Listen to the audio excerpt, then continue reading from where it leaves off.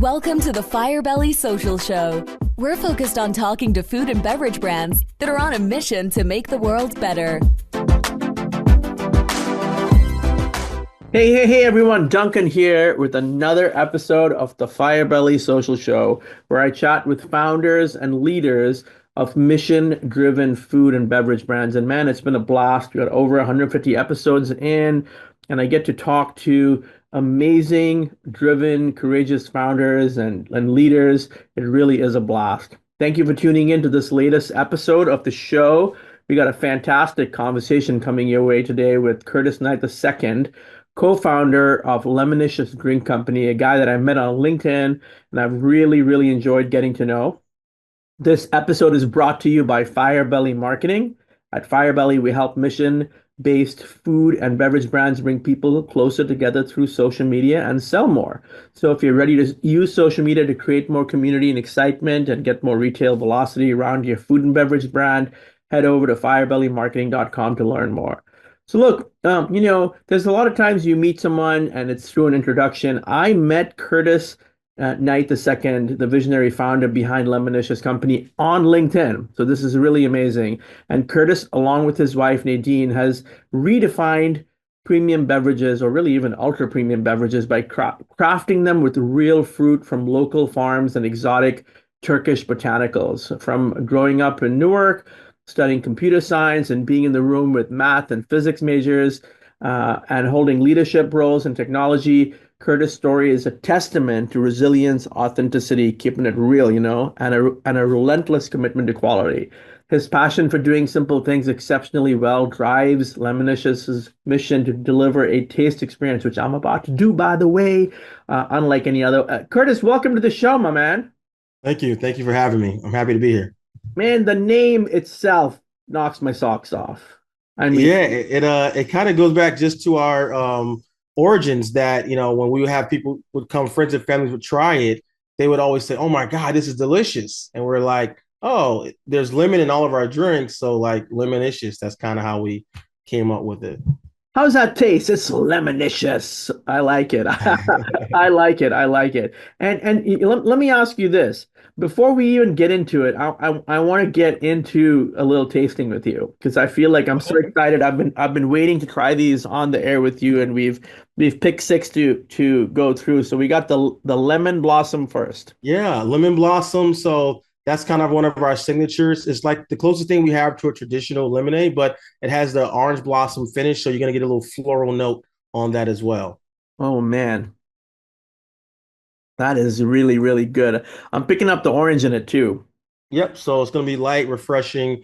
Everything, all of our drinks are just water, pure cane sugar, and real fruit. So you'll be able to taste that as you go through each one. It's light, but it lifts you up. It's really interesting. I like it. Okay.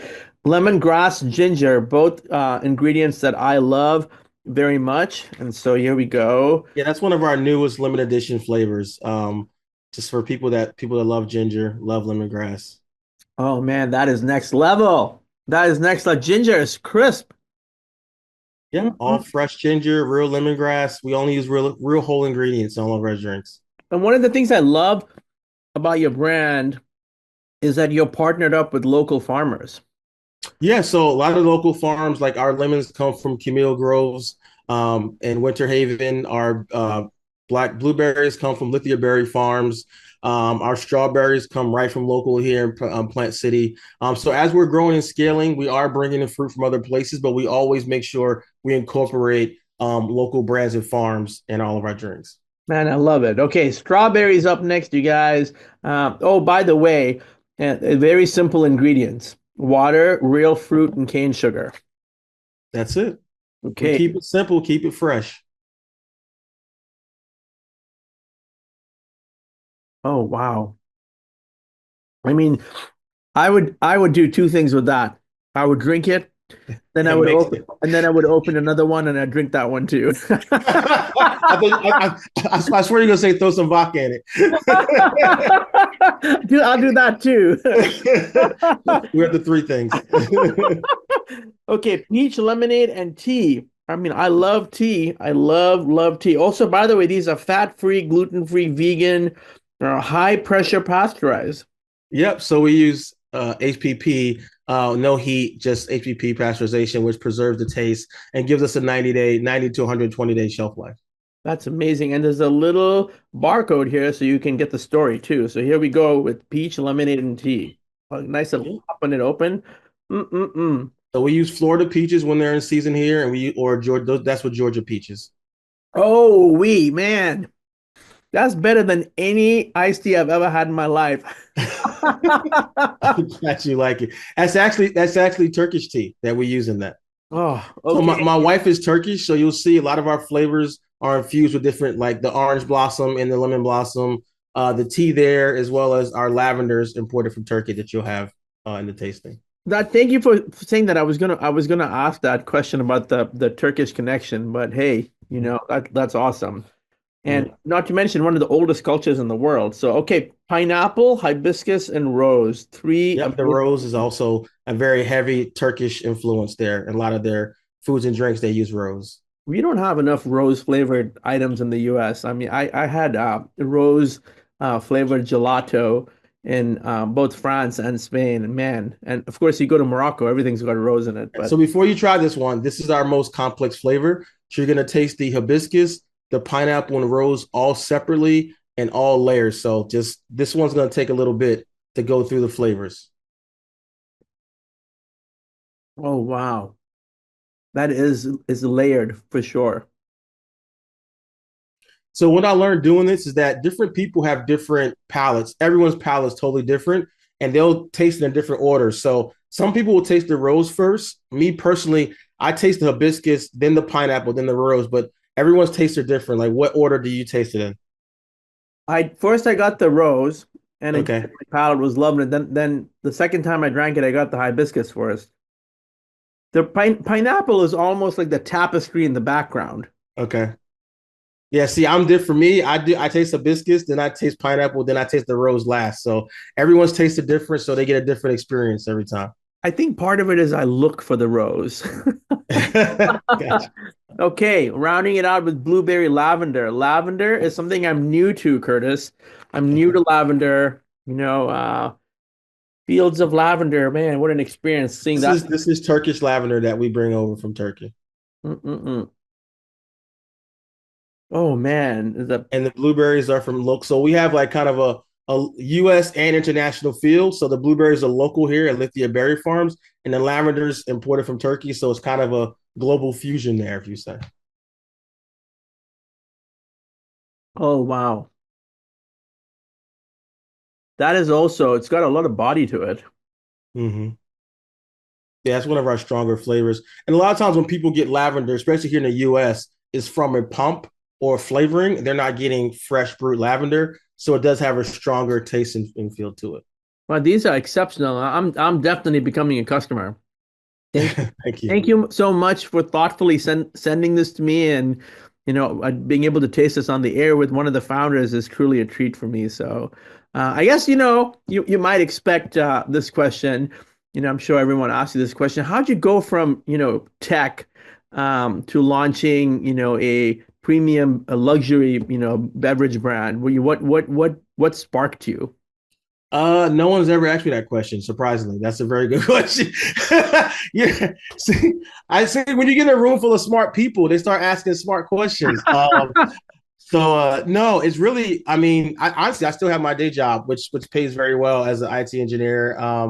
But really, it's my wife's. She was a stay-at-home mom for 6, 7 years, and then she would just, she's a big label reader, right? So we don't do high fructose corn syrup or artificial flavors, colors, anything like that. So finding something for our little one to drink, it was real a struggle for us that something that he would like. He's very picky, so she kind of just started making drinks at home in like a traditional Turkish way. And they were amazing. I love them. She would do teas and different blends and stuff like that.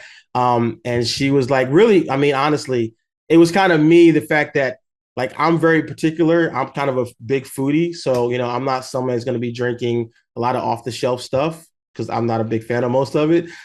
So I would buy I was like paying all this money and like importing all these different tea brands and botanicals from other places. I mean, like, like the fancy tea shops and restaurants that everyone's like, man, you're going to pay $20 for some tea. So I was actually like had this huge tea and flavor because I just love different flavors. And she's like, honey, like you're spending too much money on these. She's like, I can make it at home for us better. And, so it was a combination of me and my son that kind of led to her getting in the kitchen and started making these drinks. And she was right. She made it better than the products that I was spending a whole bunch of money on. So we would have friends over with like events and parties. And everyone was like, what is this? What are these drinks? Like, where'd you guys get them from? I'm like, my wife made them. She's like, wow, that's amazing. So we had people that were coming and they were like buying, she was selling them out the house, like gallons of it out of the house. And enough that when she was like driving, they're like, oh, I got to be back. I got to meet someone at the gas station to drop off some more gallons. I'm like, hold up. Like, if people want to drive 20, 30 minutes to get these drinks, like you should sell them at like a farmer's market or something like that. So about a year of other people saying the same thing that I said. Of course, a lot of times wives listen to their friends, other people more than their husbands. So other people saying the same thing. She's like, okay, maybe I'll do that. So she went out, started doing the farmers markets, and she actually just killed it. And one day, it was almost like, taking the trash out, doing the chores. Like, hey, honey, can you do this for me this one time? She's like, hey, I booked 2 markets. Could you work one for me one time? And then that was it. I was set on markets for the rest. It's been like a year and a half now. I've been doing markets with her. So we've kind of expanded on that front. Now we do about 12 different farmers markets throughout Tampa and St. Pete. We've hired our 4th employee this past month to work additional markets. Once I kind of discovered HPP and saw that we can bottle it and sell it to stores, then we started doing that. And so we kind of go out.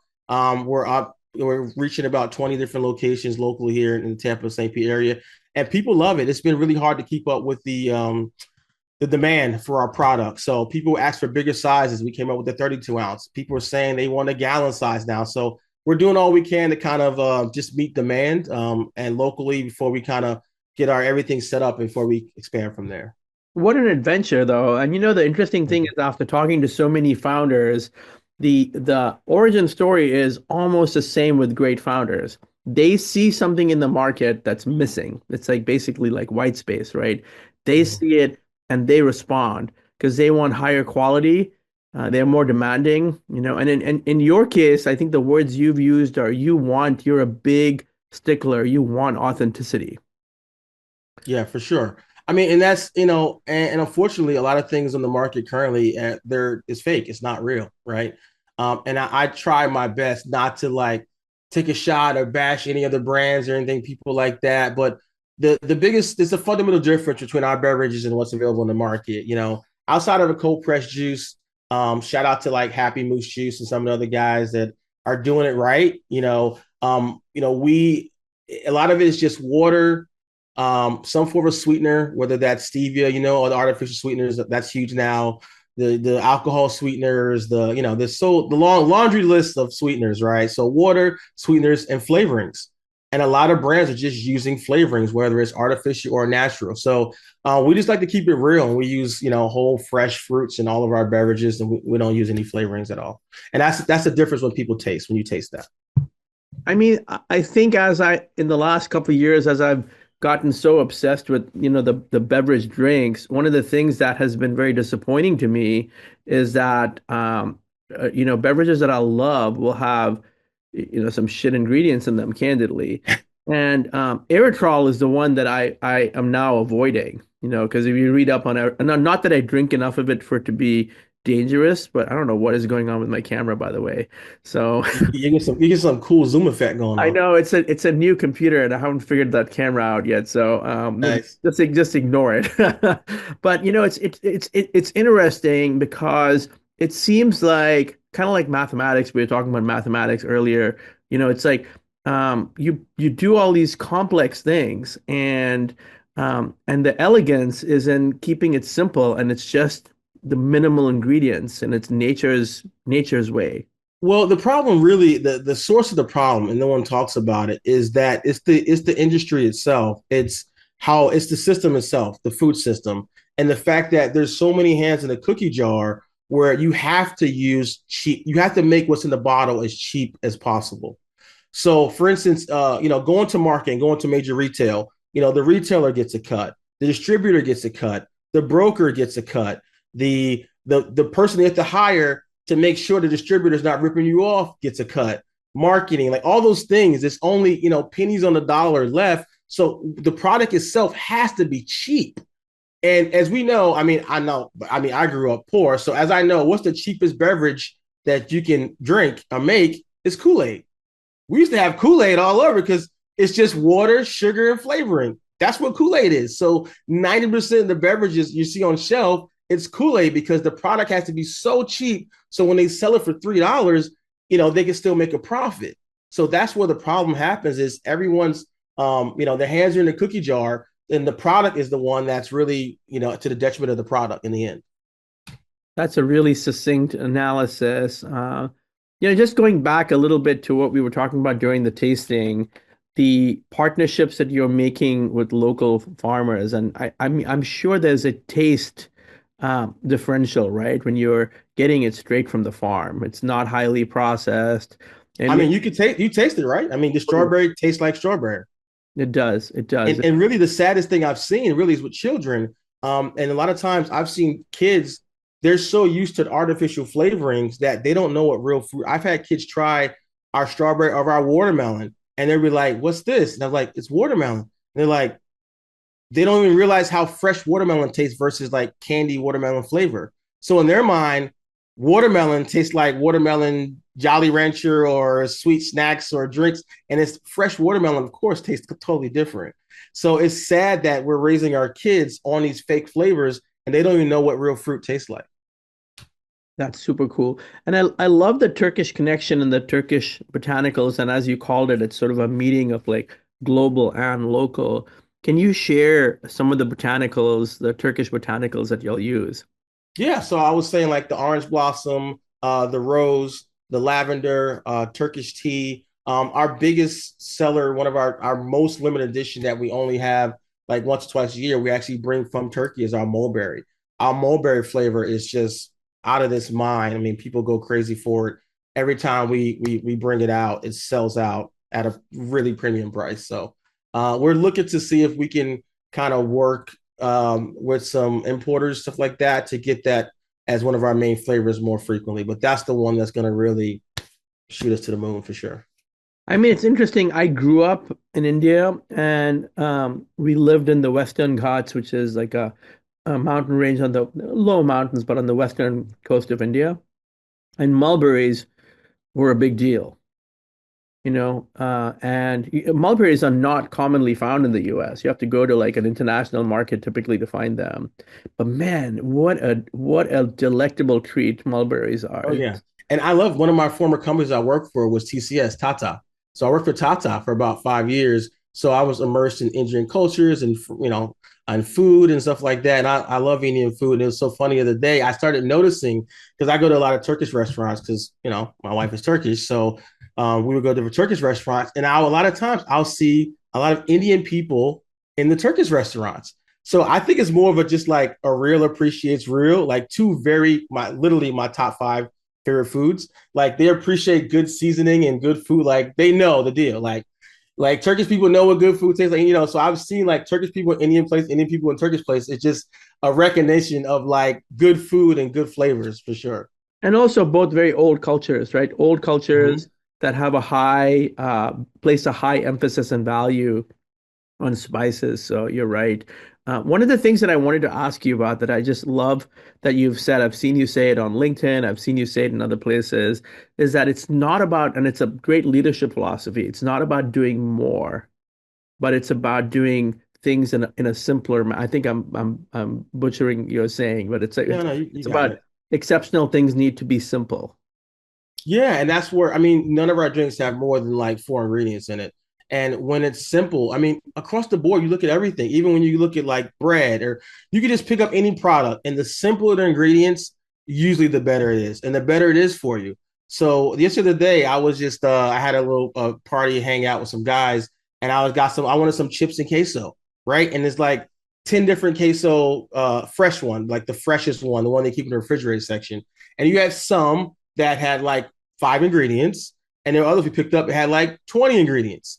And so like, that's pretty much, of course I grabbed the one least. So it's like less ingredients, simpler. usually means better. I mean, I don't want to make a blanket statement, but for things that I purchased, for the most part, when it's just 3, 4 ingredients, it's pretty good. They don't have room to be throwing a bunch of flavorings and artificial, preservatives and stuff in it when you got 4 ingredients. So I think keeping things simple usually means better quality. I mean, it's interesting. I know what you're saying though, because sometimes you look at the label and it's like, what? Why do we need four different gums in this thing? Oh, and what are all these words I can't pronounce? I mean, that's the Try to find an ice cream on the shelf without gums in it. That's a challenge for you. You'll be there for like 5 minutes. Like I think like that's why I buy Haagen Dazs, and there was another local brand get from Whole Foods. I'm losing the name right now. That was really good, but like 90% of all the ice creams have gums in it. That's amazing. And I know we talked about this in the pre-show, but with all the markets you go to, I think either you called it that or we decided to call it that. I think it's you, the Lemonicious effect.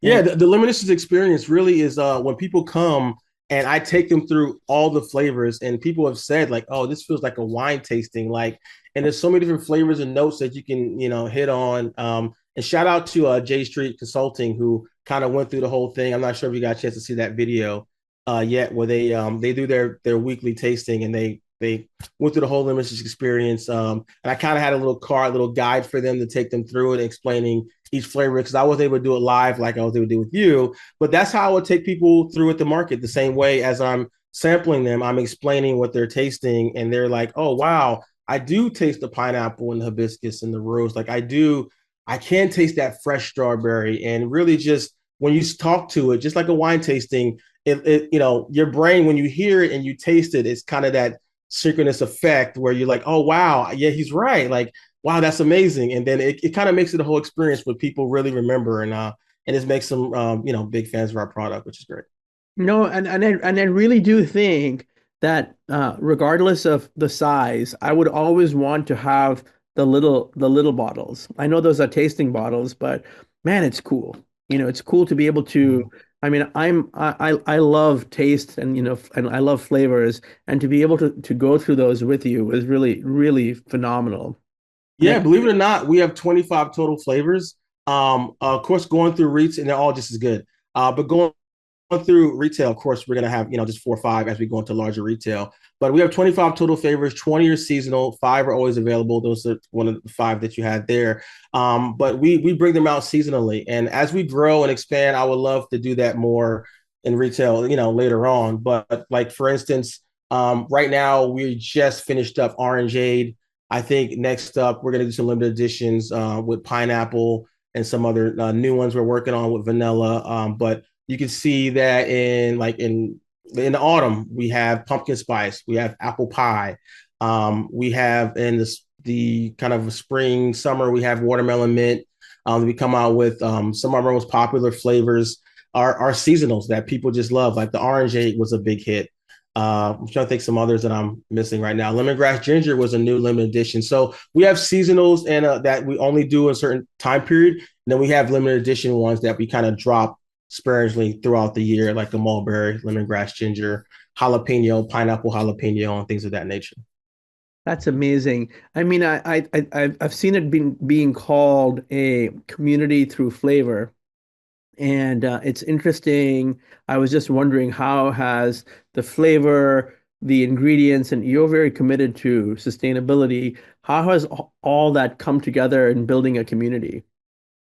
It's been great. It's been great. People really love our stuff. We're building our social following more and more across all platforms, and also being a part of our community is huge.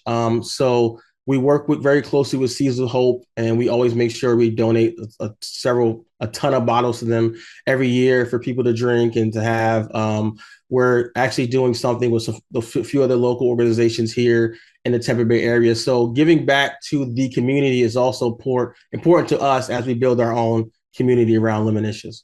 I mean, I just can't even say enough about that. That is amazing that you're, small, you're in the journey and you're already giving product away and thinking of others. This is just I can't believe it. This is Yeah, phenomenal. when we had the hurricanes here recently here in Florida, we were very impacted. We lost power for about a week. lost some product at our co-packer, things of that nature, but we still were able to, as we came out of that, kind of being able to go out and give out bottles to the line guys that were up working to restore power in our area. So went out and it's always good. Just people are just appreciative, just doing what you can. If everyone did a little bit, then we all will be better. If we all kind of pitched together and and did more instead of always kind of being at odds with each other, as has been so much here in the U.S. recently. That is an amazing point. I mean, and that's the beauty of community, right? Is to do more together. Because we can only do so much on our own, but to do it together, I think is the piece. And I wanted to give a shout out to, I think one of the places I saw you was commenting on our common connection and friend Clarice Owens, from Healthy Oceans Seafood Company. Mhm. We need to give her a shout out. I know Oh yeah. she's been going through a lot of challenges and a lot of harassment and dealing with unethical people. So we got to give Clarice a shout out and send her some love. Yeah, for sure. It can be rough out there. It's rough out there as an entrepreneur. It is rough out there. Now, what are you excited about right now? I mean, I think you're excited about everything, but pick a couple of things. Our new bottle design. Our new bottle label design. I'm super excited. The current one that we have now, and it always makes me laugh, and I'm thankful when people say, "Oh, we love your bottles. Like it's so cute, it's nice." And I'm thinking in my mind, like, "Oh man, these things are terrible." Like, I'm just kind of a perfectionist, so for me, seeing it like. I hate our current bottle, just put it out there. But so, I just kind of did that with one of the designers, kind of for my own business. And I wanted something, our final retail bottle. I brought in an award-winning designer, Gary Stikowski. So he's done the Tropicana refresh. He did the Folgers refresh. He's really an amazing designer. So we just sent our first print to press for testing. So I'm super excited. It's something that's so different than everything, any other beverage, any other, anything you want to say on the shelf. It's just fundamentally different. It really adds to the Turkish culture. You can kind of see that in the bottle. You can see the freshness of it. And it's just an amazing design that's different than anything you've ever seen before. So I have something, a bottle to match what's inside, which is both amazing. So I'm super excited about that.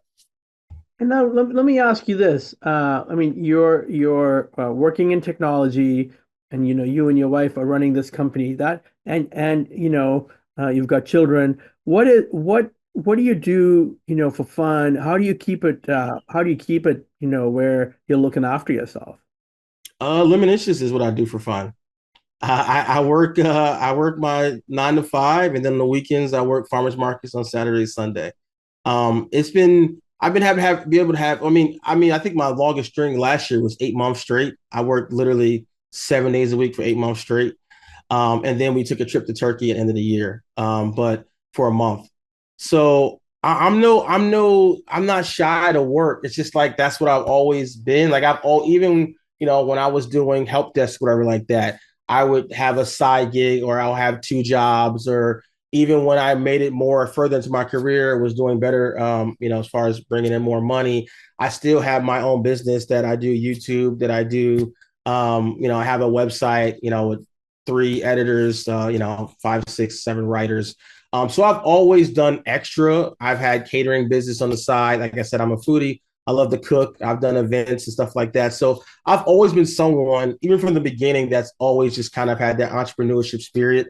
So for me, just working and like building something for my future and for my family in the future, and kind of like that's I don't say it's my fun. I mean, but I think the big thing people could say, like my whole life, I've talked to a good cousin of mine who is just like somebody I look up to, and he's done really well for himself. And he always says that like you got to find something that you love, and it won't feel like work. And my whole life, I've been like, no, like if my job stopped paying me, I would stop going. Like no, like I don't love doing IT. Just being honest, like I do it because it pays well. But this is the first time that I've found something that I do, and then I love it. Like I love going to the markets, interacting with people. I love having conversations like this and talking about Lemonicious. So I love Lemonicious. So to me, it doesn't feel like work. Yeah. That is an incredibly positive response. I love that. And we got to give a shout out to Nadine for her massive involvement in this and her contributions. And I mean, to both of you, thank you for making the world better. She's amazing. I don't mean to sorry to cut you off, but she's an amazing woman.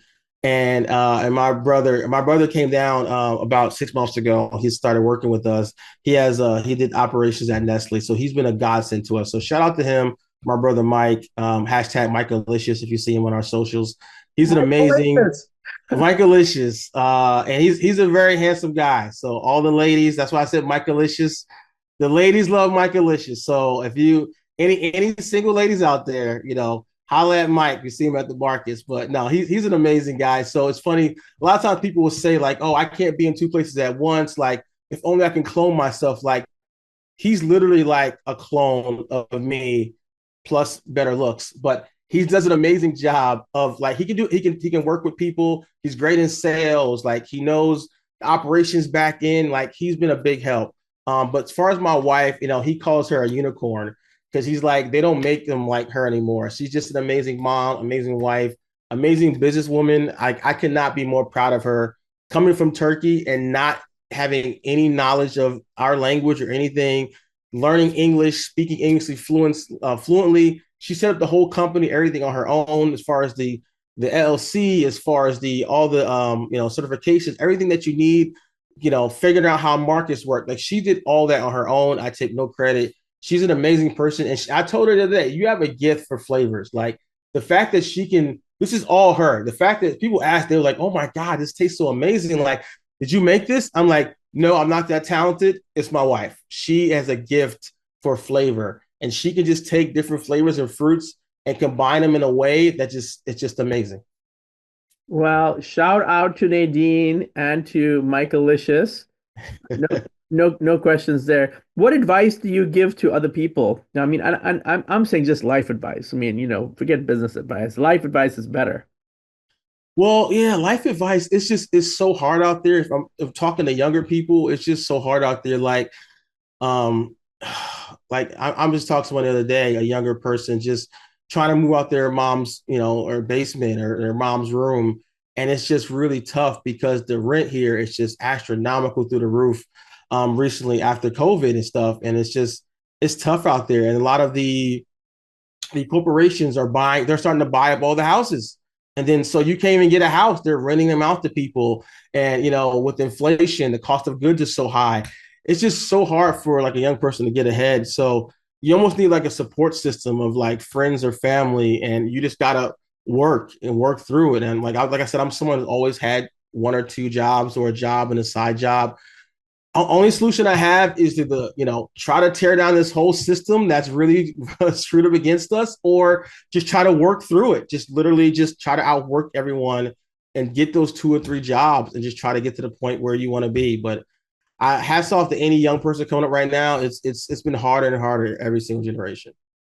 Yeah, that is amazing advice. And I know I was just talking to Samuel Anderson about the power of community. So there you have it, from Curtis. Curtis, thank you so much for this conversation. Thank you for sharing your powerful journey and for putting taste and flavor and family first with Lemonicious, from local farms to redefining premium beverages with your approach and Nadine's approach. And your story is just like inspiring and fresh. I had to use fresh, so fresh and so clean. I get some fresh. Hey, keep it fresh, keep it real. That's All right. day. That's right. And I'll say to everyone, like just being real about promoting this is that if you're ready to taste the difference that real ingredients and craftsmanship make, I drink 2 to 4 new beverages every week, and this just like it crackled me down to the ground, man. A big shout out to Firebelly Marketing for sponsoring today's episode. If you're ready to level up your social media game, connect with your audience, go to firebellymarketing.com. Once again, thank you so much, Curtis. That's a wrap for today's show. Don't forget to subscribe, leave us a review, share the episode with anyone who's passionate about food and beverage. Until next time, keep it real, keep it delicious, and keep making an impact. And thank you, Curtis. Thank you so much. Have a good one. Thanks for listening to the Firebelly Social Show. We'll see you again next time, and be sure to click subscribe to get future episodes.